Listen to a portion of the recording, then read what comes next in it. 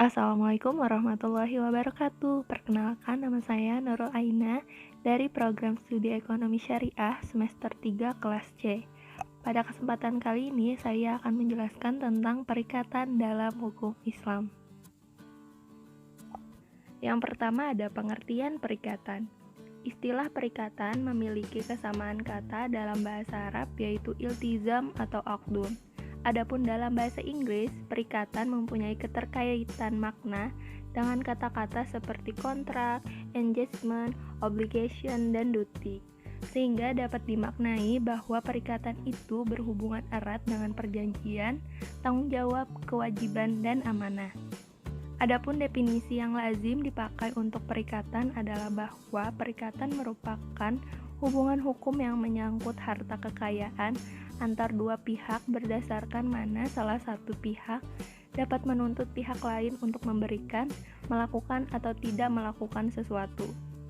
Dengan demikian, dapat didefinisikan bahwa perikatan adalah suatu perhubungan hukum antar dua orang atau dua pihak di mana pihak yang satu berhak menuntut suatu hal dari pihak yang lain, sedangkan pihak yang lain tersebut berkewajiban untuk memenuhi tuntutan itu. Yang kedua ada sumber-sumber perikatan. Adapun sumber-sumber sebagai sebab-sebab perikatan di Indonesia ada dua, yaitu perjanjian dan undang-undang. Sebagaimana ditegaskan dalam pasal 1233 KUA Perdata, tiap-tiap perikatan dilahirkan baik karena persetujuan atau perjanjian maupun karena undang-undang. Undang-undang sebagai sumber perikatan dibagi lagi menjadi undang-undang semata dan undang-undang dalam kaitan perbuatan orang. Perikatan yang lahir dari undang-undang adalah perikatan yang kewajiban di dalamnya langsung diperintahkan oleh undang-undang. Misalnya, hak dan kewajiban yang muncul karena perikatan pernikahan seperti termaksud dalam undang-undang pernikahan. Selain itu, ada perikatan yang muncul dari undang-undang karena perbuatan orang lain, baik itu berupa perbuatan sesuai hukum ataupun perbuatan melawan hukum. Contoh dari perbuatan sesuai hukum adalah seperti yang tercantum dalam pasal 1359 KUA Perdata, bahwa seseorang yang melakukan pembayaran tak terutang boleh menarik kembali apa yang telah dibayarkannya, dan menerima pembayaran tak terutang tersebut wajib mengembalikannya apabila ditarik si pembayar. Sedangkan contoh kedua adalah perbuatan melawan hukum atau merugikan orang lain dapat menimbulkan kewajiban mengganti oleh si pelaku seperti disebutkan dalam pasal 1365 KUA Perdata. Yang ketiga ada macam-macam perikatan dalam hukum Islam, yaitu pertama perikatan utang. Objek dari perikatan utang adalah uang atau sejumlah benda. Sumber perikatan utang ada 4, yaitu pertama akad, kedua kehendak sepihak yang objeknya sejumlah uang atau benda, ketiga perbuatan melawan hukum, keempat pembayaran tanpa sebab. Yang kedua ada perikatan benda. Perikatan benda merupakan perikatan untuk menyerahkan sesuatu benda tertentu. Sumber perikatan ini adalah akad, misalnya perjanjian jual beli. Yang ketiga ada perikatan kerja atau melakukan sesuatu. Sumber perikatan ini adalah istisan dan ijaroh.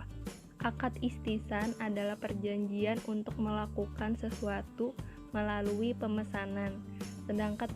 Sedangkan akad ijaroh adalah perjanjian yang objeknya ialah manfaat atau jasa. Yang keempat, perikatan menjamin.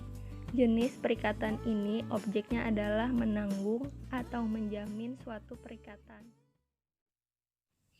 Selanjutnya saya akan menjelaskan mengenai perbedaan konsep perikatan Barat dan perikatan Islam dari segi filosofis, sumber, ruang lingkup, ditinjau dari proses terbentuknya, dan ditinjau dari sahnya perikatan. Perbedaan dari segi filosofis. Perikatan Islam lebih religius transendental atau ada nilai agama dari ketentuan Allah. Sedangkan perikatan Barat sekuler atau tidak ada nilai agama. Selanjutnya perbedaan dari segi sumber. Perikatan Islam yaitu sikap tindak yang didasarkan syariat dan persetujuan yang tindak melanggar syariat. Sedangkan Perikatan Barat yaitu persetujuan dan undang-undang pada pasal 1233 KUA Perdata. Perbedaan dari segi ruang lingkup. Perikatan Islam mempunyai hubungan antara manusia dengan Allah atau vertikal, manusia dengan manusia, benda, dan lingkungan atau horizontal. Sedangkan Perikatan Barat hanya mempunyai hubungan antara manusia dengan manusia, manusia dan benda atau horizontal. Selanjutnya ada perbedaan ditinjau dari proses terbentuknya. Perikatan Islam adanya pengertian al-ahdud atau perjanjian, persetujuan al-aqdud atau perikatan pada Quran Surah Al-Imran ayat 76 dan Quran Surah Al-Maidah ayat 1. Sedangkan Perikatan Barat adanya pengertian perjanjian dan perikatan pada pasal 1313 dan 1233 KUA Perdata. Selanjutnya ada perbedaan ditinjau dari sahnya perikatan. Perikatan Islam pertama halal, kedua sepakat, 3 cakap, 4 tanpa paksaan, 5 ijab dan kabul. Sedangkan Perikatan Barat 1 sepakat, 2 cakap, 3 hal tertentu, 4 halal menurut pasal 1320 KUA Perdata. Demikian pemaparan materi dari saya, kurang lebihnya mohon maaf. Billahi taufiq wal hidayah. Wassalamualaikum warahmatullahi wabarakatuh.